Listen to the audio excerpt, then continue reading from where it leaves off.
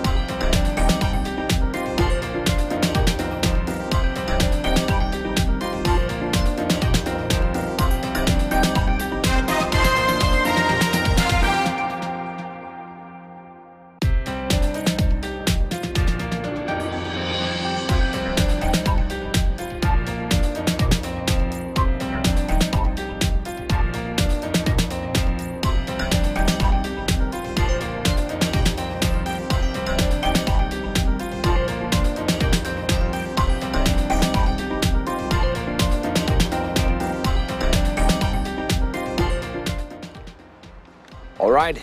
Ego says, once everything falls into place, I feel peace. Spirit says, find your peace, and then everything will fall into place. That is a quote there from Marian Williamson. Ego says, once everything falls into place, I feel peace. Spirit says, find your peace, and then everything will fall into place. So where do you fall? All right, let's see what is fresh off the press this morning. We begin with the Standard. Ruto hustler jet talk flies into crosswinds. That is what we have on the front page of the Standard today. Tough questions are being asked after the president claimed the luxury aeroplane he used for the state visit to the US was paid for by his friends. Who are these friends? What was their interest in the trip? Was the law breached in entering into such a deal? Why was KQ dragged into the matter earlier? That's a lot of questions that are being asked here on the front page of the Standard today. And this is what the president had disclosed yesterday during the National Prayer Breakfast. As you can see, it's united in prayer. President William Ruto, First Lady Rachel Ruto, Deputy President Rigathi Gachagua, and Pastor Dorcas Rigathi Singh during the National Prayer Breakfast at Safari Park Hotel yesterday. That story is on page 2 of the Standard today. And politicians and fans plea ahead of Madaraka Day. The president landed in Bungoma to preside over tomorrow's Madaraka Day, with the local politicians calling for revival of the sugar industry and equity in the disbursements of development funds. You have a story on page 10 of the Standard today. Duale, keep off military choppers. Defense CS Eden Duale has announced that military helicopters will no longer be available for use by politicians to limit their misuse. And you have a story on page 6 of the publication today. Past NADCO report without editing. Azimio is demanding this, and that story is tucked away on page 6 of the Standard today. You have the Polls magazine, as always, coming in handy for you every Friday. Invite only. You can read all the entertainment for the young and young at heart news there in the Polls magazine. And looking at the teaser on top here, family says Kirui body will remain on Mount Everest. That is on page 3. You know the demise of the mountaineer there, a Kenyan who died at the danger zone of Mount Everest, attempting to cross over the 6,000 feet mark, where scientists have always said beyond that, well, it's a matter of life and death, and unfortunately he succumbed. And this is what we have as the latest development. Family says Kirui body will remain on Mount Everest. Millions splashed in UDA polls. That is on page 5 of today's publication. The essay counts votes as ANC Miles future. That is on page 22 of the publication today, following, of course, the polls and elections in South Africa, where it appears that ANC is losing majority.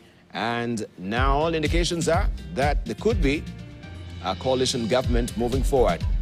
Crunch time as Shuja chess 7th title. That is on page 31 of the Standard today. Allow me to cross over to the Daily Nation. A bit tacky, but that's how now technology is forcing me to do. This is what is on the front page of the Daily Nation today. Hustler jet, the Dubai connection. That is what we have as a splash. And looking at the flag at Storm, President says his state visit to the US was co-financed by friends of Kenya. Friends with benefits?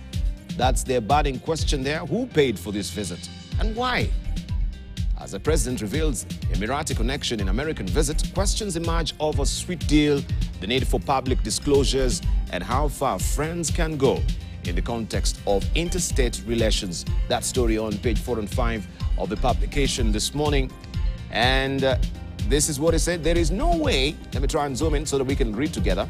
He says, there is no way I can spend 200 million shillings. In fact, let me disclose here that it cost the Republic of Kenya less. That it cost the Republic of Kenya less than 10 million shillings. That is what we have inside the Daily Nation today. The state visit to the US cost less than this amount, according to the president. That is 10 million shillings. And you can read the rest of the details on page 4 and 5 of the publication. That is what we have there. Finance experts warn against car and cooking oil taxes. Experts have criticized the inclusion of a vehicle tax in the 2024 finance bill, arguing it violates the constitution. Presenting views to the National Assembly Finance and National Planning Committee, Mr. Ernest Murui of Ernst and Associate noted that such tax imposition and administration are the preserve of devolved governments. Meanwhile, MPs clashed with edible oil manufacturers over the impending price increase. The National Assembly Committee on Trade, Industry and Cooperatives disputed the justification for the expected 160 per litre price increment. And that story on page 8 of the Daily Nation this morning. On the sidebar, all right, inside Eddie Butita's bromance with Ruto. That's a story that you want to follow on page 3 in the arts section of the publication. And there is a row. Corporate fights to retain welfare cash from members. A petition in the Employment and Labour Relations Court by the Kenya Union of Post-Primary Education Teachers seeks to revoke monthly burial and benevolent fund deductions from female teachers' pay slips. That story inside the publication this morning. This is how it looks. Make sure you grab a copy if it floats your boat. Let's see what the star is holding for us. Sakaja versus Gachagua. That is a splash. Litmus test for DP as Nairobi UDA delegates vote facing Rigathi. DP has backed governor's opponent, grassroots mobilizer MP James Gakuya. And also you have your Siasa Pull-Out magazine there. Why Kenya is now poised to become Africa's tech giant. You have a story inside on page 4. And full disclosure, Ruto says UAE pay 10 million shillings for jet to United States. While Law Society of Kenya oppose KRA bid to pry into M-Pesa data. And also hope for HIV patients as once every 2 months injection shows promise. That story on page 11 of the Star this morning. People Daily up next. More tax burdens as Treasury hits again. Our times ahead. New government policy proposal seeks to reduce or eliminate tax incentives as exemptions and allowances. You have a story on page 4 of the publication this morning. And will more taxation lead to low cost of living? This is what protesters were asking. And you can see JKUAT lecturer Anthony Osambo. He's saying here that these guys have just run out of ideas. If at all we can encourage and invest heavily in farming, then we can be better as Kenyans. And you can see police officers arresting an activist during a protest over tax hike plans in Nairobi on June the 6th last year. This is a file picture. And on the sidebar, South Africa votes as ANC takes lead. Initial results from 22% of the district shows a ruling party with 44, DA 25, EFF 9%, Zuma's MK only 8%, and final results expected over the weekend. Everyone will be looking forward to seeing what will be the outcome. Riders, goons join forced bid to deliver Mogoka in Mombasa. This is on page 8 of the People Daily this morning. Trip to the US cost Kenyans only 10 million shillings. This is what the president said. And nation ready for new GMO crops. This is in the Business Hub inside the People Daily. Marafiki walinilipia. That is what Taifa Leo is holding. LSK yataka rais kufichua kiasi cha pesa alichopokea kwa safari ya US zilikotoka na iwapo zilitangazwa kisheria. That is the story that you want to follow on page 2. William Ruto sasa ametakiwa kudhibitisha kuwa ziara aliyofanya majuzi nchini Amerika ilifadhiliwa na marafiki wa Kenya na kwamba iligharimu mlipa ushuru chini ya bilioni 10. IG aigiza kutatua kesi nje ya koti. And you can read the rest of the details there inside Taifa Leo. In Uganda, USA hits Anita among others. US hits Anita among others. Right? Now I fail to understand if it's the among the speaker or is among others. Oh yeah? Because also she has been in the eye of the storm recently. USA hits Anita among others. Between rock and a hard place, the latest sanctions, which mean Uganda's third highest ranked public official is unwelcome to the United States and to Britain, raise questions about how much longer she can remain effective and influential after being locked out of key international financing and travel systems. You can follow the story on page 2, 3, 4, 5, 6, and 52 of the publication today. And you can see their faces. Speaker of Parliament Annette Among.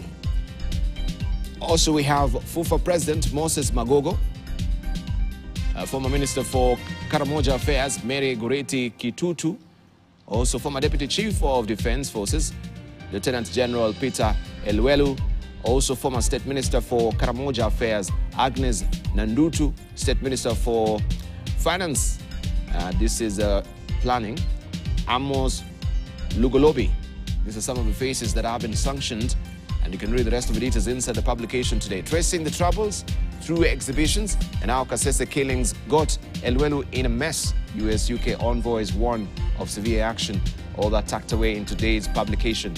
This is the Daily Monitor. Jealous man behind my wars, man expelled by widow claims, and government releases 2.4 billion shillings for Martyrs' Day. The government yesterday said 1.1 billion shillings had been released to each of the Anglican and Catholic churches for the feast. The Muslims were given 200 million shillings. You can read all about it inside the Pull Out magazine, inside the Daily Monitor. Also, you have a scoop inside the scoop. Your music might be crappy, but the world is more accepting. This is what Steve Keys says. You can read all about it on page 22 of the publication today. LNG. It's back to the negotiating table. This is what the Citizen is holding in Tanzania. The government and investors in the proposed liquefied natural gas project are set to go back to negotiating table after the Attorney General raised queries on their draft agreement. That story on page 2 of the publication. And also, TIC projects registration more than double. The Tanzania Investment Center has recorded 101% increase in the number of registered projects from 100 between January and March 2023 to 211 during this year's corresponding period. You have a story on page 2 of the publication today. Revealed what is holding back Tanzania youth. That story on page 3. In Rwanda, BioNTech's vaccine plant gets over 180 billion Rwandan francs boosts, SEPI to fund up to $150 million to expand the scope of BioNTech's manufacturing in Kigali. This story on page 3. And also, Rwanda secures $20 million for Muhanga Nyange Road repairs. And you can see the Minister of Finance and Economic Planning, Uziel Ndagijamana, and the Acting Director General of Kuwait Fund for Arab Economic Development, Walid Al-Bahar, during the signing of a consensual $20 million, about 26 billion Rwandan francs loan agreement on the sidelines of the African Development Bank annual meeting in Nairobi on Thursday. The funds will go toward rehabilitation of Muhanga Nyange Road. This is what is on the front page of the publication today. The East Africa this week. Biden's plan to eclipse Chinese influence in East Africa. US elevates Kenya to pivotal position in trade, security, and diplomacy with funding for an expressway along China-built SGR, military hardware, debt relief. And you have a story on page 4 and 5 of the publication. Also looking on the teaser there, Rwanda flights aren't coming. With the UK going to pause in July, the migrant scheme may never get off ground. That is on page 10. Somalia town picks up pieces at doubly violence-racked region whose rebirth AU forces have midwife. You have a story on page 8 and 9 of the publication this week. And China Daily this morning, this is the global edition, is holding this splash. Xi,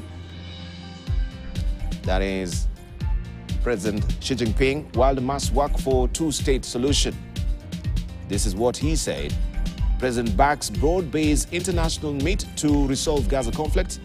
President Xi Jinping appealed to the global community on Thursday to unwaveringly commit itself to the two-state solution to resolve the Palestine-Israel conflict, while pledging Beijing's support for a more broad-based, authoritative and effective international peace conference.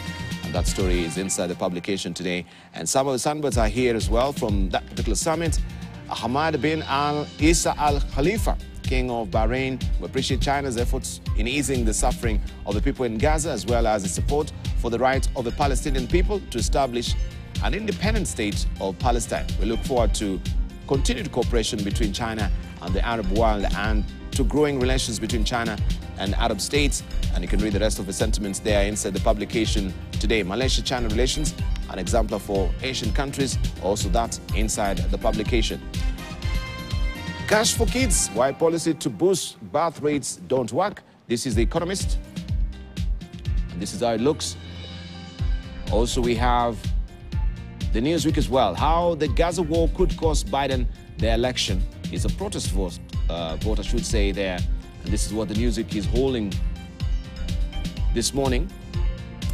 And this has been also on the front page of the Time magazine. If he wins, and this is Donald Trump, if he wins, you can follow that inside the publication.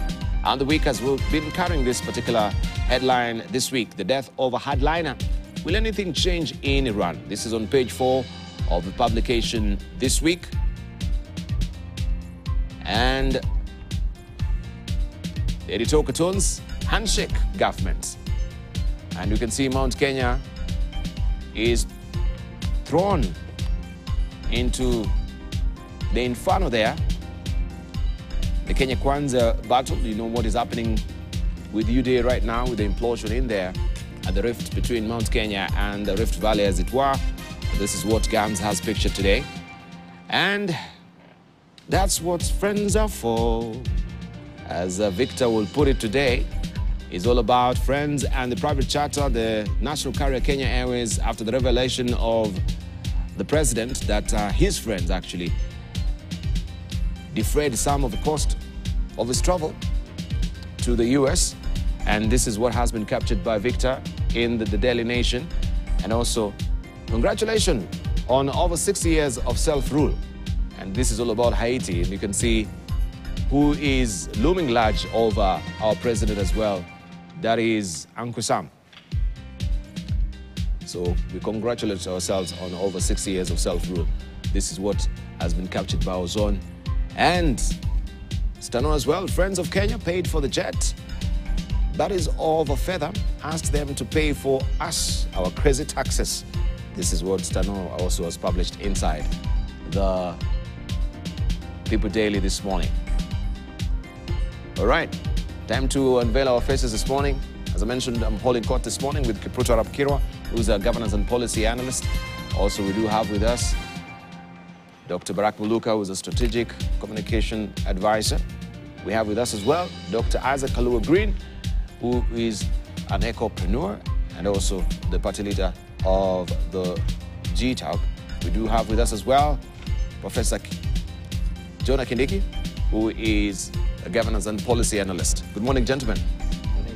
Right, thank you for joining us. I really do appreciate you waking up this morning to, of course, slice and dice issues here in the country as far as politics is concerned, economy, and also the social pillar is concerned as well. So we are after issues that we have to talk about this morning, but I just wanted to get some introductory remarks as well, just to welcome you. It's a long time since we saw also Dr. Isaac Kalua Green. All right, well, welcome back. Nice to see you. You've been globetrotting. Well, doing business. As You've been an entrepreneur, it requires me to move around. Nothing will come to me until I work so hard. And I appreciate, I thank God that all's been going well. I've been listening to you once in a while. The other day I was listening to you talking about tortoises and where they're supposed to be. And it was a very interesting talk. And you know where the tortoise is patched today? Yesterday was a very important day, the BAL, because it was National Prayer Breakfast, and I was very happy to be part of the team that organizes this, and great time in the presence of God, because you know prayer does not change God, prayer changes us, and no wonder there is the verse that talks about if we repent and if we come before God with humility, then He will hear our prayers and heal our nation. That is the power of prayer. And therefore, I believe that all is going well in our country. We need to continue praying. We need to put God in His right place because it is about us to change. God doesn't change. So I'm glad to be back here. and keep up doing the good work that you've been doing. Thank you. I sincerely appreciate the team. It's a tremendous team. Thank you, thank you. Yeah. Let's hear from Kiprito Rapkiro. Good morning. Morning to Debal. Yes. Let me also appreciate the presence of Dr. Green, because he had missed in action and we were worried, because he gives us a spice that does not arise from our political discussion, but he's able to cool the tempers when we get annoyed. And he's able to identify tortoises away from the studio. And I'm happy that the two individuals who are involved in a tortoise discussion are already here and sitting next to each other. So, but more important, I just want to amplify what he said about prayer breakfast yesterday. We strongly believe that in future, we want to see the two, the president and his deputy, more at peace than is the situation today. We waste a lot of time and resources when the two individuals who are given the chance to lead our country are not in good talking terms. You could see from those who know the body language that the body language yesterday spoke volumes about the head of state and his deputy. And we pray that this prayer shall continue beyond the session that we saw yesterday for the betterment of our nation, because I strongly believe political parties, and that's why there are a lot of wrangles in Africa, have not really been formed in a way that they are organic to the people of Kenya or to the people of any nation for that matter. And therefore, communities still hold a big role in the politics of this country. And the two communities that have been antagonists in the past, or antagonistic to each other in the past, ought to understand that what we saw in the year 2008, after the elections of 2007, is a situation that we don't really need to have in this country. We are better off working together and tolerating each other, despite the little differences that we have, because we have a lot more in common than the differences that we seem to amplify every other day. Otherwise, thank you. Thank you. Welcome. Inviting us. Right. Dr. Luka, good morning. Morning. Good to see you. And my colleagues, I'm happy to be here. And I associate myself with Mheshimiwa Kirwa in welcoming back Dr. Isaac Kalua Green, and of course my brother, Professor Kindiki. There are more tortoises on tables. And of course, we have got to ask who the owners of these tortoises are. There are very many tortoises all over. I hope we will be dissecting and, as the ball says, dicing our way through some of these things. As a Christian gentleman, I'm always reminded of Isaiah chapter 1, which says, come, let us reason together. But it also says, in part, that there are prayers that God does not listen to. And Dr. Green, as a Christian gentleman, would also know that prayer is about adoration, prayer is about penitence, and prayer is about supplication. We see a lot of supplication, where we are asking God to do this and that for us. We rarely see adoration, and we certainly do not see penitence. And we see a lot of muscle flexing, and in fact, we hear sometimes certain things that we find difficult to believe. You can see that the papers are awash with a 10 million story, which I believe we will be looking at. And these are very interesting times. I think it is not true, in my view, to believe that the country is in a good place. Fantastic. All right, let's just get those stories into perspective, especially with the 10 million shillings for the hiring of the Royal Jet, where President William Ruto has dismissed reports that he spent over 200 million shillings on a charter jet to the United States during his last visit. The president says he spent only 10 million shillings to hire the Boeing 737-700 jet from Royal Jet of Dubai. He further added a new twist by saying that his friends helped him finance the trip. The head of state had initially said that hiring the Royal Jet of Dubai was cheaper than traveling on Kenya Airways. KTN's David Mudoka reports about the president's new revelations and apparent change of tune over his mode of travel to the White House.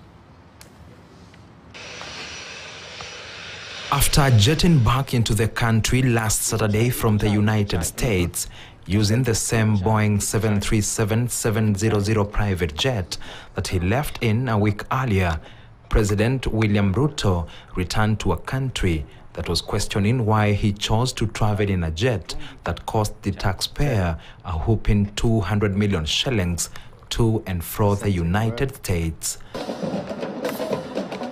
More questions were raised on why the president chose an expensive option, yet a cheaper option in the country's flag carrier, the Kenya Airways, was available to him.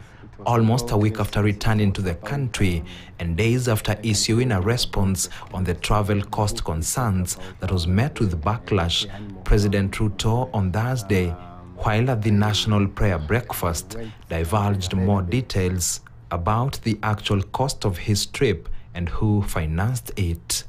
You know, when I saw the debate in Kenya as to how I traveled to the US, you know, and there was, you know, all manner of figures, you know, this plane is this big and it is like this, Google here, Google there. This one must have costed 200 million because the president needed to arrive in style in the US, holding Rachel's hand.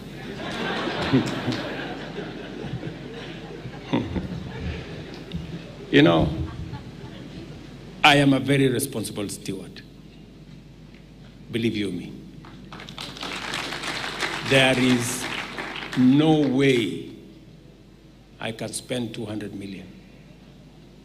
There is no way. The president said that he initially intended to hire a private plane that will cost not more than 20 million shillings. Look at me, Kenyans. Look at me again. I must lead from the front. As I tell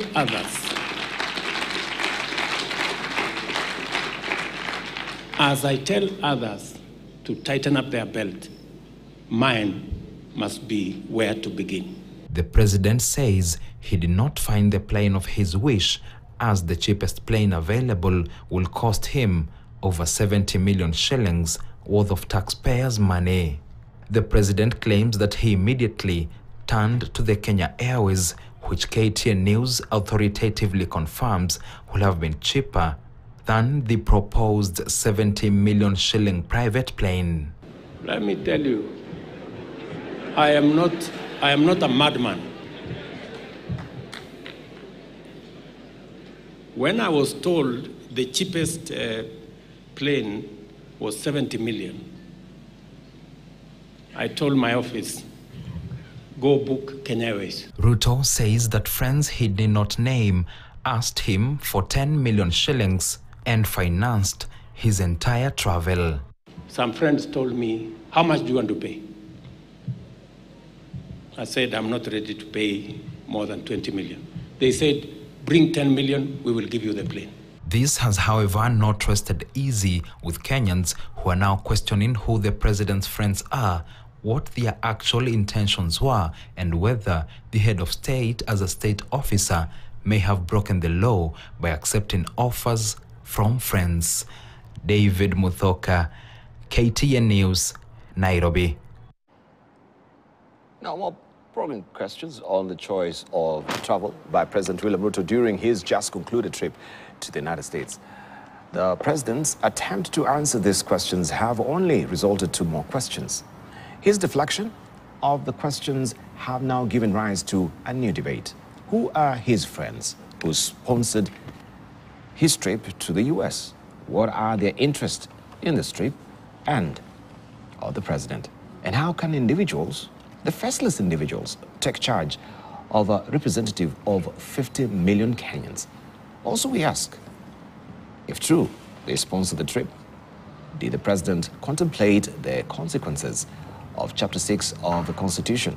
Emmanuel Toh attempts to find his answers amid the numerous contradictions in the president's own statement. Some friends told me, how much do you want to pay? I said, I'm not ready to pay more than 20 million. They said, bring 10 million, we will give you the plane. The discourse began with the exclusive revelation that the trip to the United States and back will cost the taxpayer an upward of 200 million shillings. It was a trip touted historic with numerous returns to the nation. A private business jet configured to carry 34 individuals was the choice for this journey. Run by a private aviation company in the United Arab Emirates, many more in his delegation flew commercial. When the debate became hot and was picked by the international media outlets, the president was drawn out and he responded. Let me disclose here that it costed the Republic of Kenya less than 10 million. When I was told the cheapest plane was 70 million, I told my office, go book Kenya Airways. For the second time, he is publicly taking up the matter. It was another attempt by President William Ruto at explaining his extravagant trip. Within his answer, more questions, only this time deeply thought-provoking. Before this explanation, the president had attempted to answer this million-dollar question by comparing the cost of hiring the jet and the cost of flying the national carrier, arriving at a conclusion that the cost of getting the Kenya Airways services would have been steeper than his choice of a Boeing business jet, with the answer raising even more questions. He chose the National Prayer Breakfast, a ground purified not only by the title, but also tradition and practice, to yet again attempt an answer that will seal the ongoing discussion. However, the more answers he has attempted, the deeper the reactions and the more the questions came. Tonight, we ask, who are these friends who are willing to pay for the President of the Republic of Kenya to travel to the US for a state visit? What are their interests in the trip? What do they stand to benefit from sponsoring such a trip? During an interview in the US by VOA, he averred that other people would answer to the question when it was put to him. What happened to those sentiments? Could the state be captured by shadowy characters who can single-handedly take charge of the head of state and government? How can a president representing 50 million people be trusted in the hands of faceless individuals and not the taxpayers who ordinarily are expected to shoulder the weight of that office and him in return be accountable to them? And lastly, why didn't the president take this opportunity to mention by name the friends for accountability purposes and to settle the debate? And the debate must end because I am that responsible. Article 76 of the Constitution on Financial Probity of State Officers states that, quote, a gift or donation to a state officer on a public or official occasion is a gift or donation to a state office on a public or official occasion is a gift or donation to the Republic and shall be delivered to the state unless exempted under an Act of Parliament. The Constitution, further expounded by Section 14 of the Leadership and Integrity Act, states that a state officer shall not seek or accept a personal loan or benefit in circumstances that compromise the integrity of the state officer. And when a state officer receives the gift, the law requires him or her to declare the gift or donation to the Commission and the Republic entity which the state officer represents. That today, on behalf of the people of Kakamega and as the Senator for Kakamega, I want to present to you a symbolic gift that is going to motivate you achieve this legacy. I have 3 animals here representing 3 arms of the government. I want to present to you as your gift, as you go back. This symbolizes unity among the 3 arms of the government. and under the Judiciary Code of Conduct, I'm not allowed to take a gift which may anything more than 20,000 shillings. Niliona mbusi hapa tatu zinaweza kuwa almost 30,000. The twists and turns in this saga no doubt caught the attention of the opposition. When you hear of state capture, it begins with people who say, Esther Passaris, County Representative Nairobi, you're going to give your free ticket to Dubai. We want to tell Bwana Ruto, please, what you have done is very unpresidential. It is very unpresidential, and Kenyans deserve a better explanation. A quotation requested and sent to KTN News from the Royal Jet Company, in which the president chartered the jet, puts the cost of hiring the state-of-the-art aircraft at a total cost of $748,600, which translates to about 98 million shillings one way for a 34-seater plane. The Kenya Airways plane charges 847,000 shillings for a return ticket to New York, years after KQ launched direct non-stop flights to JF Kennedy International Airport in the New York, USA in 2018. Did the president, a public officer with 30 years experience under his belt, knowingly violated the constitution in this trip? And although the president has his own inalienable right to have friends, the level of involvement through sponsorships, donations, or otherwise is controlled by law to avoid conflict of interest that will then affect public service delivery. And as he prepares to come here for the Madaraka Day celebrations, questions continue to be asked as Kenyans wait for more answers on how the country ended up paying about 200 million shillings for the jet that has raised more questions than answers. Emmanuel Toh, KTN News, Masindo Muliro Stadium, Bungoma County.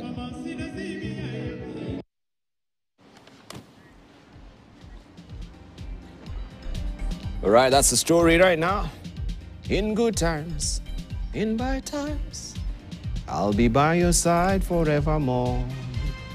That's what friends are for. And so they sang, and so also Victor Ndulo has actually captured this in the Star today. No, not in the Star, but in the Daily Nation. That's what friends are for. Let's just begin from there. Do you think the president would have just avoided this particular topic in this particular event? Because I think it was tapering off. People had moved on with the 200 million shillings, and they said, okay, maybe the opportunity cost needs to be considered moving forward. Well, in the first place, Dibal, I think the president should have scaled down the level of individuals or individual to answer the original question. And perhaps you would have also been able to weigh the public outrage arising out of that particular challenge. But I'm happy, it seems it pricks his conscience to realize that Kenyans have not fully accepted. There are those who want to give all manner of explanation, but the reality of the day is that it is unconstitutional for the president to accept even a gift of 1 million shillings from any individual, whatever the intentions of that individual are. It becomes even more suspect that there are unnamed friends who financed the trip to America, knowing very well that these unnamed friends could be the shadowy individuals that capture the presidency and use it to their own advantage. So I think the more he tries to explain or extricate himself out of it, the more murky it becomes, the more complex it becomes, and it doesn't give him a very good picture.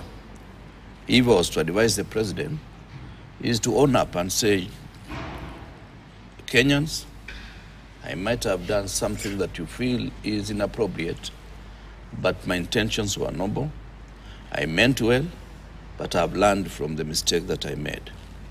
Remember President Bill Clinton, when he was faced with the situation of a lady called Lewinsky, Monica, at a critical time, he made a statement that people knew he had made a mistake, but they excused him for the way he humbled himself before the public and accepted, yes, he might have done something that is not appropriate. So, when all is said and done, this is not anything that is excusable, because the office of the president is the highest office that Kenyans hold with a lot of steam. And if bad manners will emanate from that particular position, the rest of us are in trouble, because other officers below him will say, after all, the Kenyan public has accepted this, and we can also engage in a bit of bad manners because it does not reach the proportion of the chief of all the armed forces of this republic. Commander-in-chief, not the chief, because he's above the chief. He's actually the commander-in-chief of all the armed forces of the republic, and he's head of state and head of government. That is where we feel the enormity of responsibility lies in that particular office. Right. Barack Muluga, your reaction? Thank you. There are two things here, both of which are unconscionable, and they are being placed on the weighing scales. One of them is spending 200 million, and the other one is accepting these humongous favors from faceless and nameless friends. And one is asking, when we place these two on the weighing scales, where do the scales balance off?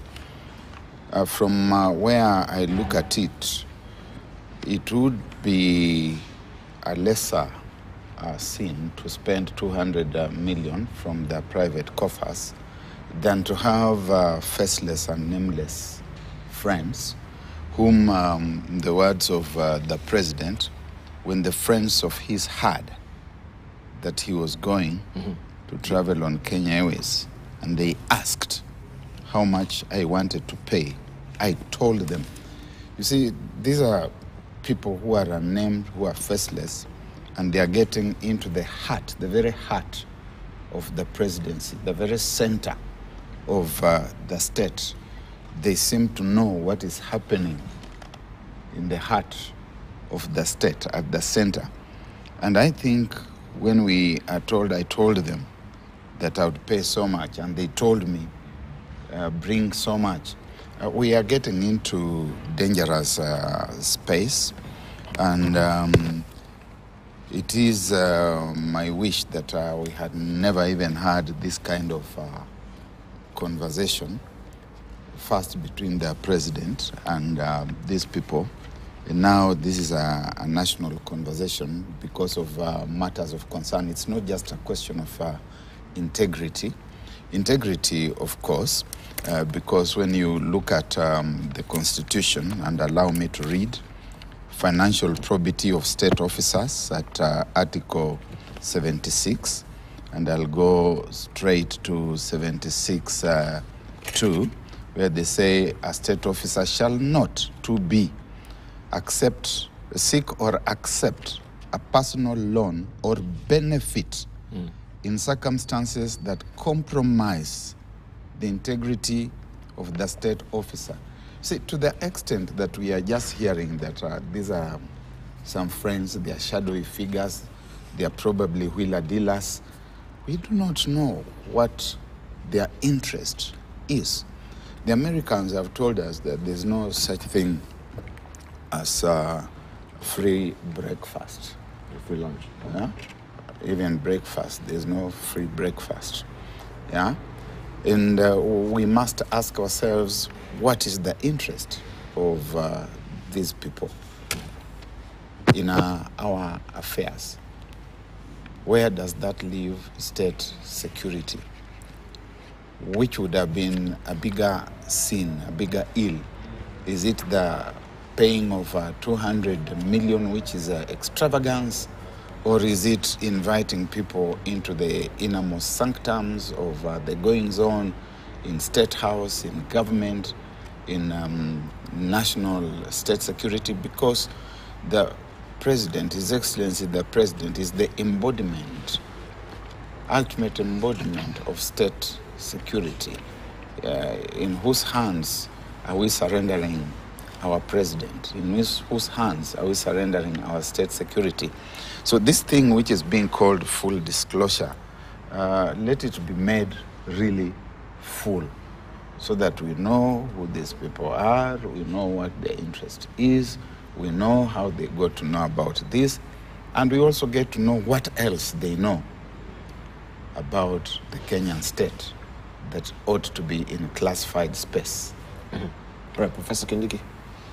Yeah, thank you very much, Libar. I want to thank God this morning that yesterday it was a prayer day for the nation, and I believe it's going very well with the headlines of today's papers or newspapers, talking about the expenditure of the president to the United States. But may I say that we are intending to have friends, and the president yesterday said that his friends, some of his friends, decided to top up whatever amount was there, so that maybe they could cater for the expenses of his journey to United States and back. However, because of some questions that Kenyans are raising, and he is the head of state, I think that subject should be handled by other people who are in this office or who are directly involved in the travels of the president, rather than him dealing with it directly. Because I think as the head of state, we need that kind of we need kind of respect of that office, and the people around him just letting the president to start now making some comments and then raising more questions. I think that debate could be handled by other people who are within his office, and I believe they are very senior government officers who are state officers who are involved in the budgeting of the presidential trips and all that. They're the ones who should be answering these questions which are raised by Kenyans. We are ignoring what Kenyans are raising is important, but we are saying that I think there are some people who can handle that matter even more effectively. He can, yes, but he has some people who can assist him in his office. And I think it's not good to make some statements, to let the president make some statement, and then he's followed with answering more questions and more questions. Some of them may not have even answers. And I think that there should be a structure. There should be a structure in the establishment of the government that deals with the travels. Even in junior office, not even the president office, where people work as managers, as CEOs of, they don't really deal with direct with even their travels. The juniors do that, and then they give the information, and anybody who wants information can get from them at any clarification they so wish. So I think the head of state, we should let him rest, and having that long trip from US to Kenya, and accounting for 200 million, and if what he has been promised by United States in partnership and development, the money they are going to give in terms of developing this country, I think that money is good enough for the president to use, as long as what Kenyans are asking is it, how was it used? And that's not something very complicated. When you look at 200 million and maybe the money that Kenya will gain and the benefits, I think they are more than that. So I don't think there's a very big issue if sorted out and worked out professionally, and the right people are supposed to. Now, the reason why he's raising those issues is that the people who are supposed to answer those questions are not talking. They are just quiet and letting the president. And I think our president is a truthful person. That's why maybe he's trying to feel that consciously he has to make some kind of statements like those. But I think that should end there, and then we see how we can move forward. And I'm tying it with a prayer, yesterday's prayer, National Prayer Day, that I think when we go in front of God, in the presence of God, we are asking for forgiveness, where God is going to help us and correct us where we make mistakes and put us right with Him, so that we are righteous before God, and we deal with the questions that are really pressing Kenyans. Right now, Dibar, Kenyans are asking more questions than just, talking about 200 million. There are more than that. Questions about how people are going to raise money for their children to go back to school. Looking at the expenses that are there, the taxes, the issues about floods, they were there just a few days ago. Some people are not settled, and so forth and so forth. So I think my view is that we need to concentrate and ask God where we have made mistakes. And anybody, by the way, can make a mistake, not whether you are a president, whether you are a junior person, anybody can make mistakes. And we need to bring Kenyans together to understand that the presidential tour to the United States, although it may look that many people are complaining here and there, it had more benefits than the expenses that were there. And I think the Americans were very quick to say, we are not sponsoring this trip. It is a Kenya, trip and funded by Kenyans. So we are not involved. And I think the Americans were sorted out that nobody asked them questions. So I think even in this case, should be settled once and for all, so that you can enable our president to work forward and trying to address the penitent agendas that are there. And Kenyans are waiting for answers more than now, questioning who was there, what happened. Although that is important, it can be handled by other people. I think that is my take this morning. And we pray for Kenya so that we are forgiving people, we are people who are forward-looking and looking at the benefits more than what we spend. Otherwise, there are some issues that you can question so many things, and then we become petty as a nation. So we are not saying the issue is petty, but what people want is just clarity. And I think that's something that can be cleared. And then we move forward instead of just rotating around one issue of how many people who was there. Well, those are details. But I think may God help us as a country to move forward and to forgive one another. And more so, the leaders should be more responsible so that we work as a team, as a nation. All right, I can see time is ticking up to 7 o'clock. We want to take a short break right now. You're watching Uongozi today here on Morning Prime. As far as Professor Kindiki is concerned, this is a known issue. We should not be navel-gazing on it right now. We want to hear what other panelists will have to weigh on this. Looking at the Constitution, lots of questions have been raised. Also, should we just let it, taper off like that or question? We've had cases that before we need to query it right now, where also the government came starkly denying regarding it. Just to flag, remember that almost 100 acres of acreage that was being questioned regarding the carbon trading that the government was involved, where we had Kenya conceding millions of hectares to UAE farm in latest carbon offset deal. And that also raised a lot of questions regarding how that particular contract was entered into.